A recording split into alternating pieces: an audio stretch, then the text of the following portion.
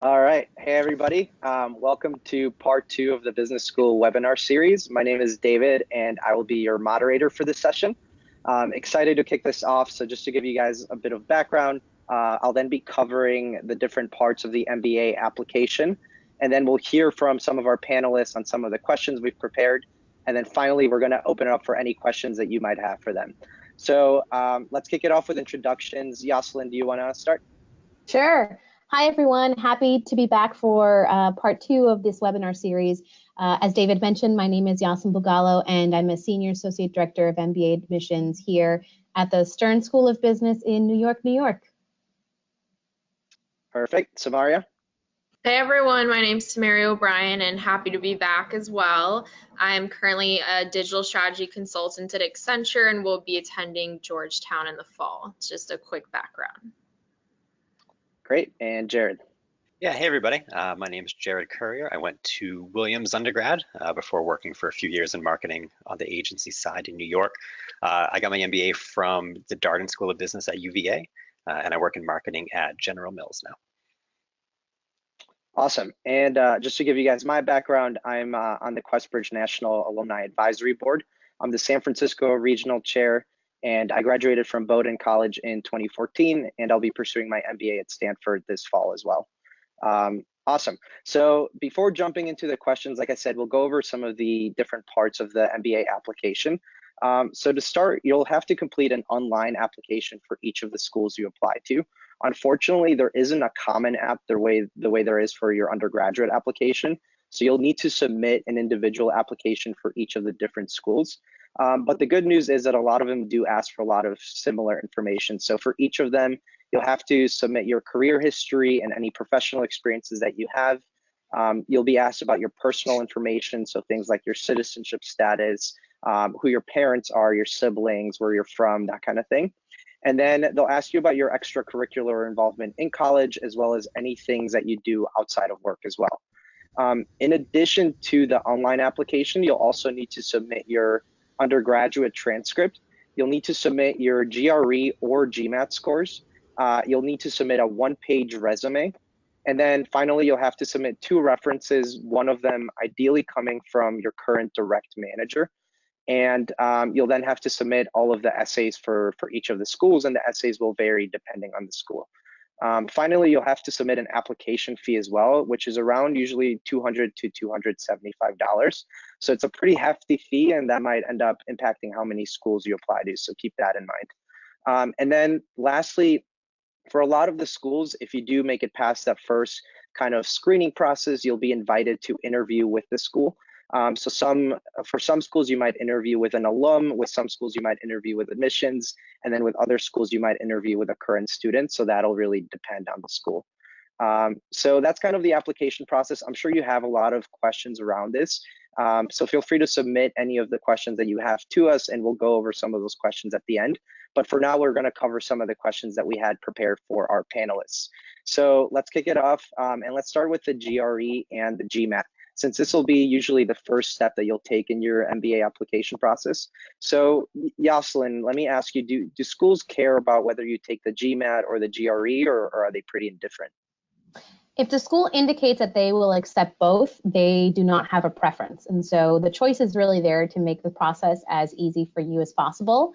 I highly suggest that you take both exams, practice both exams, and see which one you maybe perform better in or feel more comfortable in. But from our end, it's no different. So feel free to submit the exam that is right for you. Perfect. And how should a student think about which exam to take? I mean, is one more quantitatively focused than the other, or are there any differences? The GRE has the reputation of being less quant heavy, but there are certainly quant portions of it as well. And you'll find that both of them obviously have verbal parts as well. I think, again, it goes back to sort of your background and what sort of experiences you may have and comfort level that you have with each exam. So it's really important to, again, take that initial practice test and see where that falls. I've seen finance majors that do really well in the GRE, and I've seen humanities majors that really prefer the GMAT. So again, it's kind of where you fall in your personal preference. Great. And let me ask Samaria and Jared, which test did you guys take, and why did you choose that test? Maybe let's start with Samaria. Yeah, so I decided to take the GRE mainly for a couple reasons. I was considering a couple years ago pursuing other degrees in addition to the MBA. So for me, the GRE was really great because it's the standardized test for most graduate programs. And then once I saw the business school started accepting it as well, it seemed like a really great option if you weren't like 100% set on business school. Hmm. And Jared, what about you? Which test did you take and why? Yep, very similar story. So I also did the GRE. I think we talked about this a little bit a couple of weeks ago, but I also was still exploring options at the point when I took the test, like Samaria.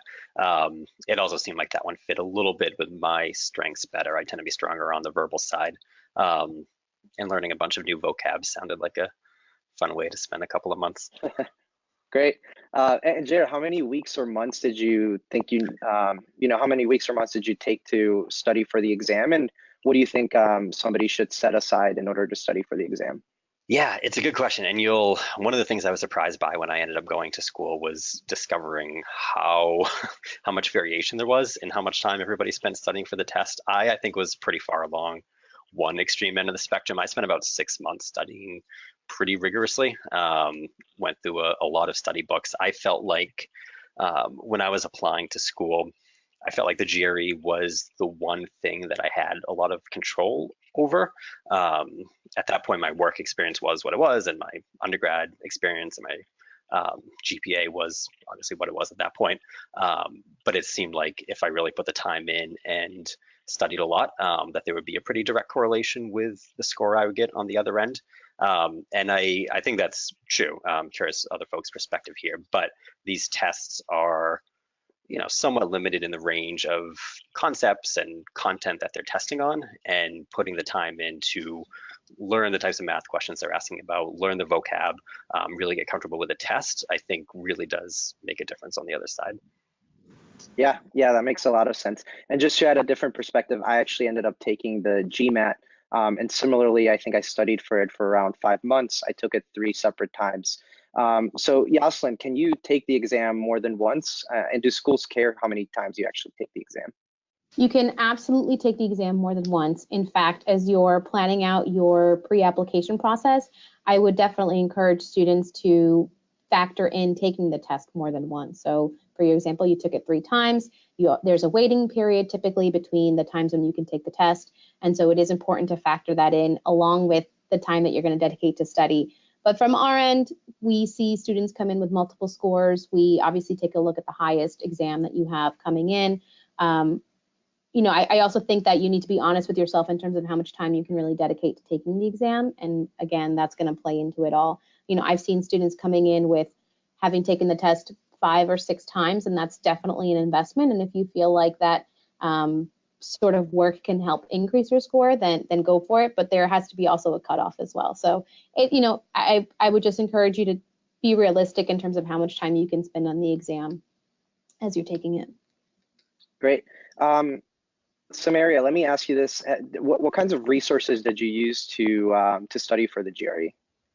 Yeah, I mostly studied on my own, so I decided to study either like before or after work, and like really set up like a schedule for myself to like force myself to make time for it throughout the day. And so as part of this self-study, I used a lot of like the Kaplan resources. I used like the official GRE guide that ETS puts out, and then just like basically came up with a study plan in the beginning and just followed through with that most days, just using like independent materials. Got it. Okay. So yeah, once you have taken your GMAT or GRE and you have the score you want, you'll definitely then want to focus on your application. So Samaria, how long did it take you to complete a single application, and how many schools do you think is reasonable for somebody to apply to? Yeah, so I had a pretty unique situation in that I actually only applied to Georgetown because I had a very like specific reason I wanted to go for, and I decided in the second round that I wanted to apply to business school. So I had a bit of like an accelerated timeline. And I think what that really showed is if you can be like very organized and you've put in like the work beforehand, you don't necessarily have to take a very long time to put together applications. I think, like a lot of people will differ in how long they spent writing their essays, depending on like how much self-reflection they needed and like how much time they want to give for their recommenders. So I think, a couple months and giving yourself more time is always like the preferred option. But I also don't think, if the time is right for you and you haven't applied by the time like the second round starts, you can still do it. You just have to be like very diligent about the application. Okay. Jared, I'll ask the same question to you. How long did it take you to complete a single application? And then how many schools would you recommend somebody to apply to? Yeah, so my memory is a little hazy of the first half of that question. I'm about 4 years out now from doing the actual apps. Okay. And so I don't I don't feel like I have a firm memory of the time it took to compile all of those. I know a lot of the lag time I did have was around getting recommendations, and so as others have said, I made sure to build a lot of time into there. But the stuff that I had to do myself, I don't recall taking quite as much time. The thing that took a lot of time for me was that I had sort of the opposite experience as Samaria, and that I applied for 8 schools in round 1, which was a pretty hefty load. I did that for a couple of reasons though, and in retrospect, I'm really glad I put the time in to do that. One was that I really wanted to continue learning about all of these programs throughout the process. I think the best way to learn about these schools is when possible to visit them and to talk with students and alumni. And I knew I wasn't going to be able to do that with every possible program I was interested in prior to the application deadlines. But as I continued in the following months and went and interviewed, I knew I would have chances to further hone what I knew about those schools. So I didn't want to cut myself off unnecessarily early by only applying to a few. And then the other bit was something we talked about a few weeks ago, where I felt like there's so much uncertainty in this process, like with anything in life, that I really wanted to put the work in up front so that I would open myself up to opportunities for something really good to happen. So I wanted to apply to enough schools where I would get into a few, maybe get some scholarship offers from a smaller few of that set. So I was lucky in that I wasn't geographically bound. I wasn't really restricted by much. I know other people have different situations, but I was really glad that I sort of cast a wide net and then let fate make some of the calls after that. Yeah, that definitely resonates with me as well. I ended up applying to 6 different schools, and I think for me, on average, it probably took me around a month for each application. As I got to the 5th and 6th application, I was definitely more efficient. But I think for those first few, a month of time to apply was good for me. So let's shift gears a little bit. And Yoselin, I want to ask you about recommenders. Most schools say they want 1 recommendation from your current direct manager, and then 1 recommendation from either a former manager or a peer. One question that I've heard come up a lot is whether it's best to have somebody very senior write your recommendation, such as a vice president, or even if you can get the CEO to write it. Is that beneficial, and what do you think of that strategy?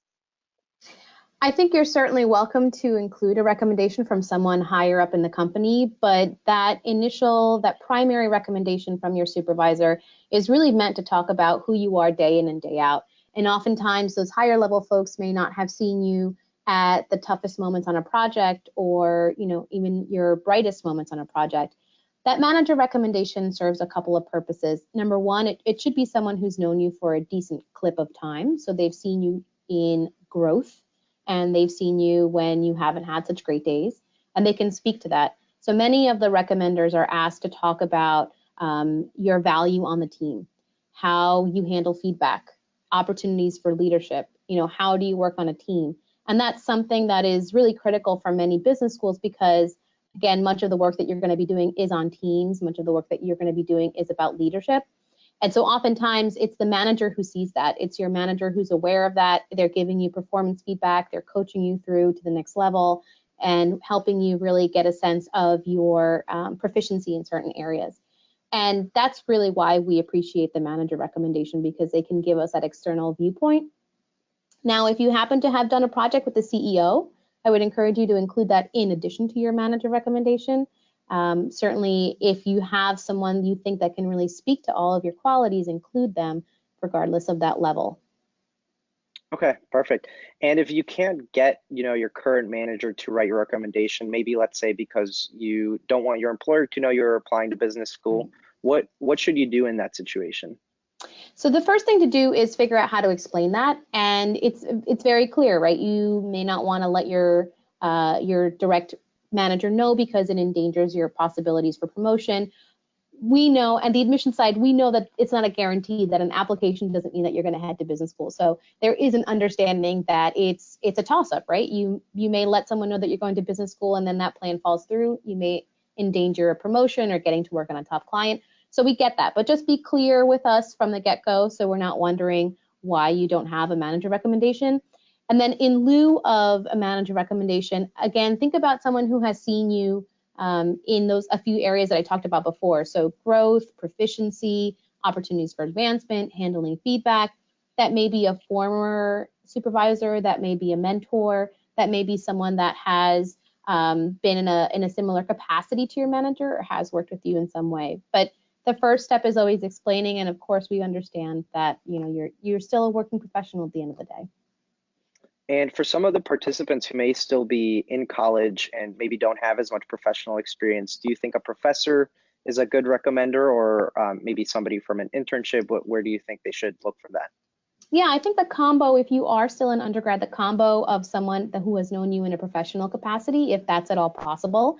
And I will say here that if you have, excuse me, if you have a part-time job, if you have a campus study job, those are valuable references as well. It doesn't need to be an internship, at a bank or an internship at a law firm. It can very simply be a place that you have worked in and you've had a manager. So it could be, again, your campus job at the bookstore, for example.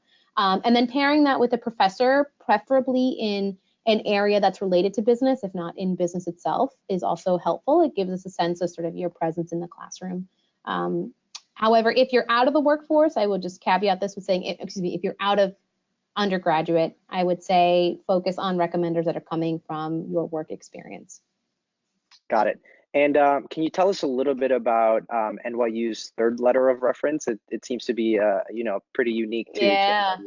Sure. So we have started to focus in the last few years a lot more on EQ and making sure that our communities are full of passionate and collaborative individuals. And so our last letter of recommendation is called the EQ endorsement. And it's meant to talk about who you are as a person. So not necessarily who you are inside of the office, but who you are as your essence. And so we've had students submit recommendations from their best friends, their folks that have been with them through trying moments, college roommates, kind of anyone who has been with you through the thick and the thin, so to speak, and can talk to who you are as a person, what are your virtues and your values, what do you bring to an environment, and it's really meant to complement the professional recommendations. And so we hear a lot of our students talking about empathy, recommenders talking about empathy and how the student really lives the core values that they're expressing in other parts of their application. So it's just a great opportunity to tap someone in your life that has been really special and have them brag about you a little bit. But it's one of my favorite parts of the application. Great. And it sounds like EQ and just the ability to work in a team and work with others is an underlying theme for all of business school applications. Sure. In terms of the resume, when it comes to the one-page resume, what are schools looking for here? When you think about submitting an MBA resume versus a resume for a typical job application, how should you think about those differently? Yeah, so they're actually can be fairly similar in that when you submit a resume for a job, you are really tailoring your skill sets to what you would be doing in that job. So if that job is, for example, very customer facing, so you would want to include items in your resume that also reflect any customer facing skills that you have. With your resume for the MBA process, you're going to look at the goals that you have for short term. Let's say that you want to go to be a product manager for Amazon. Your resume should really be a reflection of any of those transferable skill sets that you would be able to take with you on the next level. And so in some cases, you kind of have to distill your core skill sets and then write about what you've done in them. This is also an opportunity for you to brag a little bit. So if you know, let's say EQ is one of your skill sets, talk about how that happens on a day-to-day basis at your work, and certainly in past positions that you've had. So the resume is, when we look at it, is really a sense for us to get to know you a little bit better in terms of your skill sets and how you would bring that to the next level in your business school environment. So if you think about the resume being the starting point of where you are in your career right now, and your MBA being the bridge to get you to your short-term goals, that resume should really list out all the things that you're going to be bringing to the table, and then added to the MBA experience will equal your short-term goal. Does that make sense? Got it. Yeah. Okay. Yeah, that makes sense. And so turning to Samaria and Jared, were there any parts of your resume that you were, really excited to share with the business school, or was there anything that you think helped you become a standout candidate? And let's start with Samaria on this one. Yeah, so a couple things on the resume that I wanted to convey was really like the diversity of experiences that I've had. So I like work part-time, and then I also work on my company. I do volunteer stuff. I like serve on a board. So what I wanted to be clear for my resume was just like the diversity of things that I'm involved with. And so I structured my resume to really like highlight those different areas. And then like within it, I focused a lot on my actual accomplishments within each position. So less on like a description of what I do and more like on the results that I've achieved and things that I'm really proud of, because at the end of the day, each position is only a couple lines on a page, but it may be like several years of experience. So you really have to spend a lot of like time and put a lot of thought into thinking like, what are the 4 or 5 like most important things I've accomplished here, and like what do I want to share with the admissions committee that I think will help me.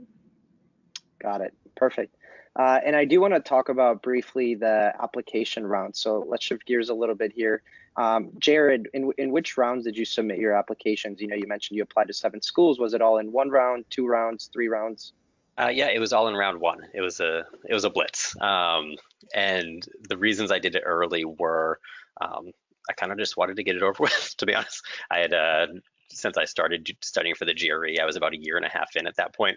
I sort of compartmentalized the process so that I'd have enough time to devote myself fully to each step of it. So at that point, I was ready to get accepted and to start planning for a future.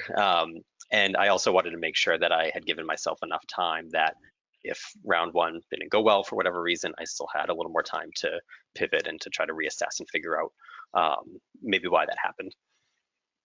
Okay, awesome. Yoselin, let me ask you this. Does it matter in which round you submit your application?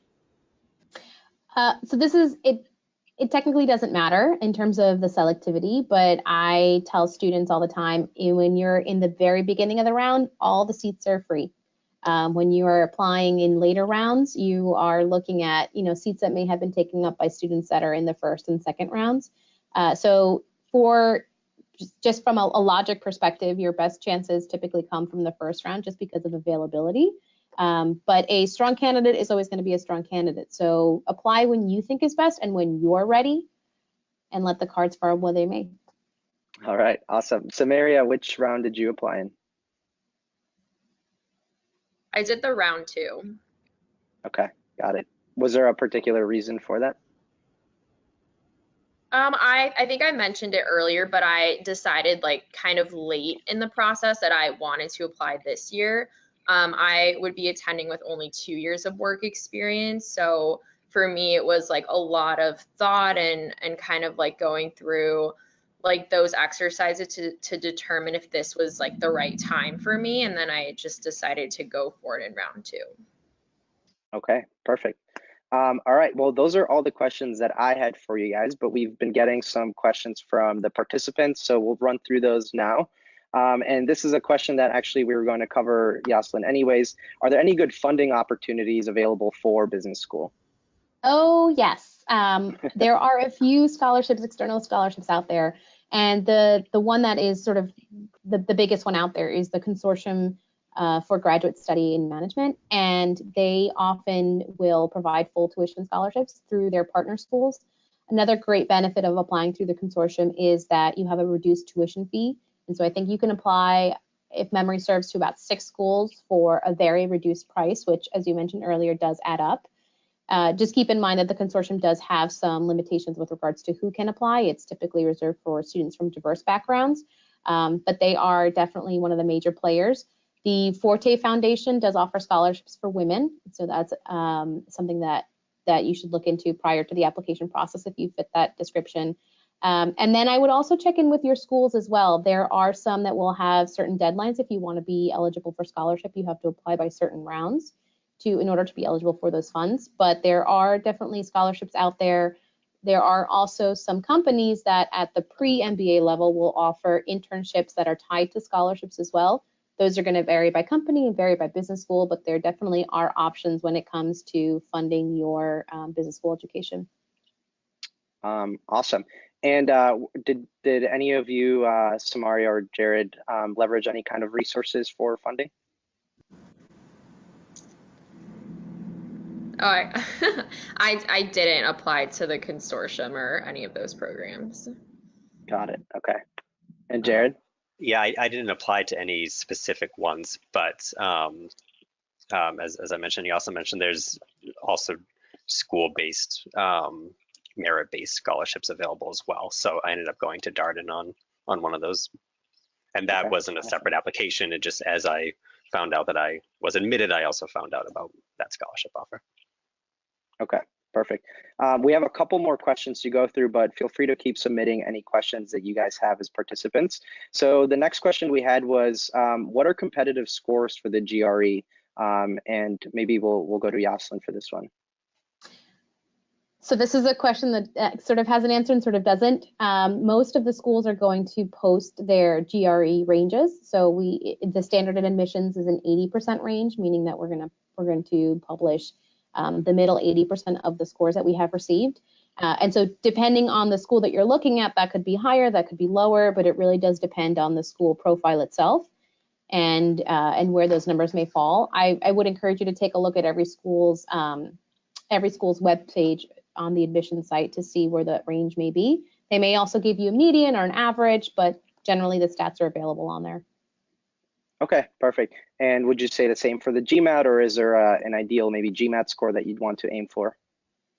They really fluctuate across all the schools. I mean, I think you're going to find as you compare schools, they're going to be all over the place in terms of competitiveness, and what may be competitive for one school may not be for the other. So it's an area where you'll have to start doing your homework and consider those scores as you begin to apply. And can I add one thing to that, David? Yeah. So one thing I saw at Darden was not so much in marketing, which I recruited for, but some other fields like consulting and finance. The firms that folks were applying to for the internships and full-times also looked with careful scrutiny at folks' GMAT scores. And I definitely had some friends who had scores high enough to get into school, but not necessarily high enough to get into top tier consulting firms, for instance, and ended up having to retake the GMAT, or people who had taken the GRE and ended up having to later take the GMAT. I didn't personally recruit those routes, so I don't know a ton about that process, but I think that is something worth thinking about if you think you're ending up on that sort of path, whether you're coming up with a GMAT strategy that would work for that leg of the journey as well. Interesting. So it sounds like specifically for the consulting or banking jobs, that's something that really does matter to them. That was what I heard on the wins.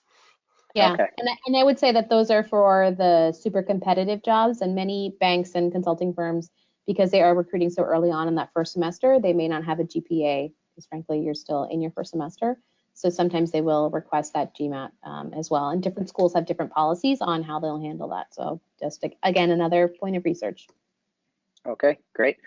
Somebody did ask about fit of the school. So how do you go about figuring out whether a school is the right fit for you? And besides being able to talk to alumni or visiting the school, are there any other resources you can use to figure out whether that is the perfect school for you? Maybe Samaria, do you want to kick this one off? Yeah, sure. So yeah, I think you mentioned, I think one of the best ways is to go to the campus and talk to students that are there. Sometimes people don't have like the time or means to do that, in which case I actually found LinkedIn to be a really helpful resource to find like Notre Dame grads that went to business schools that I was targeting. I found that alumni from like my undergrad school were usually a lot more responsive than if I just like reached out to random people on LinkedIn. And I think there's like certain filters you can use to find like undergrad and then like MBA, and then based on that I would like just reach out to people and ask if they had like 15 minutes to chat. And before that, I'd make sure that I had like done a lot of research and had really meaningful questions to ask them that would be like really insightful for me, not just like questions I felt like I should ask, but questions like I was really wondering the answer to that might impact like whether I applied to the school or not. So that was one thing I did, was just like reaching out to a lot of people and having just like phone conversations and coffee chats. I did visit the campus. I think there's a lot of information online, but it's usually just hard to get like a great impression only from online resources. So I think having kind of like that multifaceted approach is what I found to be really helpful for me. Got it. And Jared, was it pretty similar for you, or was there any other resources that you leveraged? Yeah, I agree with all that. Just talk to everybody you can. For instance, I wasn't actually looking at Darden at the beginning of my process, and I ended up happening to have a couple conversations with some recent alumni there who were just so excited and passionate about the school that I ended up looking into it further, and I just wouldn't have necessarily gotten that as much from just the website or just some Googling. So to the extent that you're able to visit, to the extent that you're able to talk to alumni and students, most schools at this point have at least some level of admissions ambassador program on their websites where you can get in touch with students and alumni, take advantage of those. But I do want to echo something Samaria said, which is be cognizant of the time you're asking of those people, and don't just come in with questions that you could have answered on your own just because you feel like you need to make the connection. Make it meaningful. Talk about things that you can only really glean from having a conversation. Being on both sides of those conversations, people really do appreciate that. Okay, perfect. Jared, was there anything, and I know you mentioned this was a couple of years ago that you did your applications, but was there anything that you would have done differently in your application, or you would have redone? That's a good question. I think, so during my second year at Darden, I did a lot of admissions interviewing. And so I have been lucky enough to sit on both sides of that table. Having, had that experience taught me a lot about what I should have done when I was going through it. And I think the biggest piece of advice that I tend to give to folks is be really, really clear about what your story is and how business school fits into it, and not just on a simple, not on a surface level. A lot of folks will come in and say they've done experience X, Y, and Z, and now they want to go to business school so they can get experience ABC. Go a layer deeper, like really take the time to think about your strengths and your weaknesses and your goals and what you want out of your career and life and how this fits into that. It was really clear when I was doing those interviews who had put that time in and had a story that that had emotional connectors rather than just chronological connectors. It's a good opportunity, even apart from just what you're trying to get out of the admissions process, to explore and learn a little bit about yourself. I don't know that we do that all that often. Yeah, that I definitely would agree with. I think for me, one big learning lesson was that I think when you talk to a lot of alumni about business school, they start telling you about the traveling that's involved and just how fun it is, and the networking that happens and how building your network is really important in business school. But at the end of the day, when you're applying, it is an academic experience you're applying to, and so it's important to also highlight the academic aspects of the MBA that really draw you to that school. Yoselin, let me ask you, are there any things that applicants, any mistakes on admissions that you think are pretty common mistakes for people that could be easily avoided? Sure. So I think a little bit about what Jared was mentioning, which is really making sure that you're explaining your whole story and why you want to jump into the industry that you would like to, especially if you're a career changer. I think this is critical. Oftentimes after you've read an application, you are left with more questions about how the candidate is going to create this experience. So especially if you're jumping industries, I want to know what research you've done, who have you spoken to, what do you see as your role in the industry, how are you setting yourself up for that transition? And I talked a little bit about this on the last webcast, but that first semester of business school is incredibly busy. You are not only taking your classes and settling in with your classmates, but you're also really ramping up on that recruiting process. And so the time to figure it out isn't necessarily in fall semester, right? You can make some minor tweaks here and there, but essentially you should have most of it covered. And that's what I see as the biggest mistake. And I think, Jared, you alluded to that perfectly, is that really making sure that you understand how transformative the MBA process can be and being ready for that, which means just an intense amount of self-awareness. Some of the other things that I see coming in that aren't necessarily mistakes, but I think can be avoided with a little bit of planning, is that students may submit the application on the deadline, but then indicate they're going to retake the exam. It's not a deal breaker, but it does set your application back until we get those new scores. And so you're definitely kind of taking away time that you might have been getting a decision earlier, which may lead to, kind of broadening your options if you're able to get that decision back from us earlier. So I would just say continue to be very thoughtful in your planning.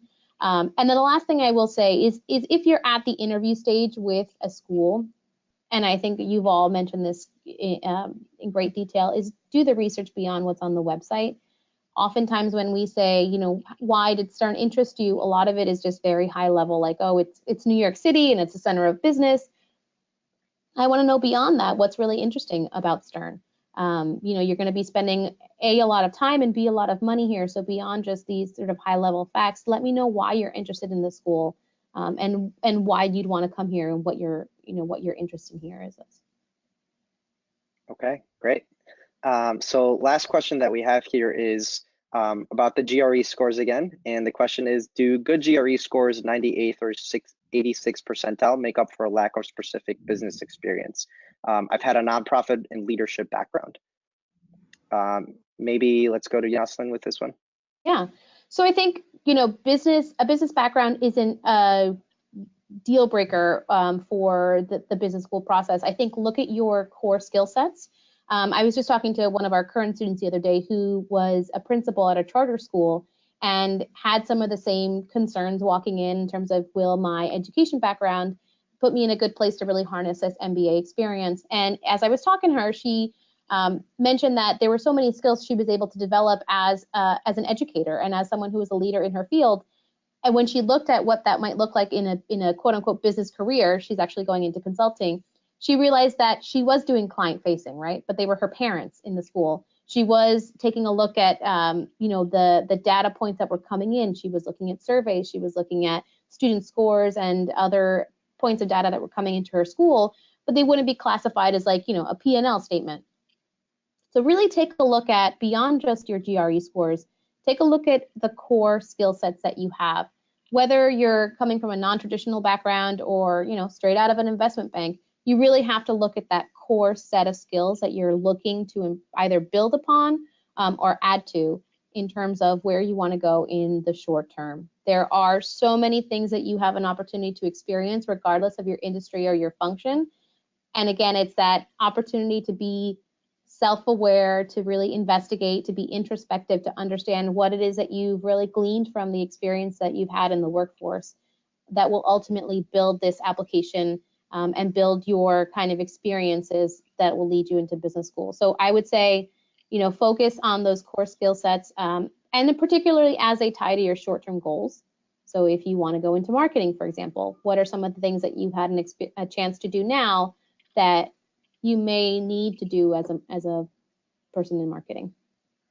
Okay, perfect. We actually have two more questions that came in. So one of them is around essays. So I'll turn this one to Samaria and Jared. The question is, what are some of the essay topics out there that you can remember? And then how did you guys approach and tackle your essays? So either one of you who wants to start. You want to go for it, Jared? Yeah, my answer will be I don't remember. I know I wrote a lot of them. I don't remember what they were about. I would say, like with any important piece of advice or piece of writing, just get it in front of as many people as you're comfortable to try to spot any mistakes. You're never your best editor. And if you have 5 people in your life who can take a careful red pen to that, like it's, you know, I'm somebody who gets embarrassed showing my writing to other people, but you got to do it. It's really worth any little bit of discomfort you might feel. Yeah, totally agree with that.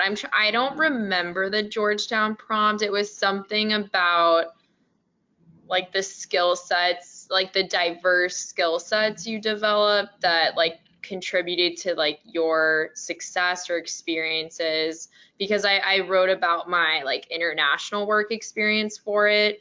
And oh, I think it was actually like talk about a time when like you had a difficult work situation and what did you make out of that? Like how did you overcome that difficulty? And I just ended up talking about like working abroad at like a firm that only spoke Italian when I like spoke intermediate level, like was really challenging for me, and kind of how I harnessed other skill sets to like overcome the group's like bias and that kind of thing. So but from the research I remember doing, every school is like very different in their essay prompts. Like some schools will ask the same thing every year. I think like Stanford and Harvard are in that camp. They've been asking the same question for a couple of years now, whereas Georgetown's question has been changing every year. So just like every essay I think will require a different thought process and like a different reflection, and really trying to put together a strategy of showing like your story and like who you are. Yeah, that's what I remember from that part of the process. And I'll just Yeah. add, David, Yeah. real quick. So I remember my Darden essay actually was, what's the biggest career mistake you ever made? Which was a terrifying question because you don't want to be showing your warts in a process like this where you're trying to get into school. But I talked about a situation where I had done something wrong, but I thought hard and crafted the essay really carefully to show how it was a growth opportunity and what I learned from it. And I think that was what they were looking for. They were looking for honesty, and they were looking for somebody willing to analyze the things they had done in life. So I wouldn't say, don't shy away from answering the question as it is being asked, even if it's a little scary, as long as you're showing the right growth process behind it. Yep. And I think to both of your points, all of the schools tend to ask very unique questions. So you'll need to tackle each of the schools' essays differently. What I did find was that for a couple of the schools, they did ask about kind of like a career essay, which was like, what are your short-term goals? What are your long-term goals? And then why this school? So that's kind of a good way to maybe structure some of the essays for those schools. Last question before we have to go. How many times would you recommend taking the GMAT or GRE? If you're happy with your first score, should you take it again? Maybe I'll throw this one to Yoselin. If you're happy with your score and you feel like it's an accurate representation of where you are, then by all means go for it. There's no reason to retake unless you feel like you have to. Again, I think look at the schools that will fall within that 80% range for your scores.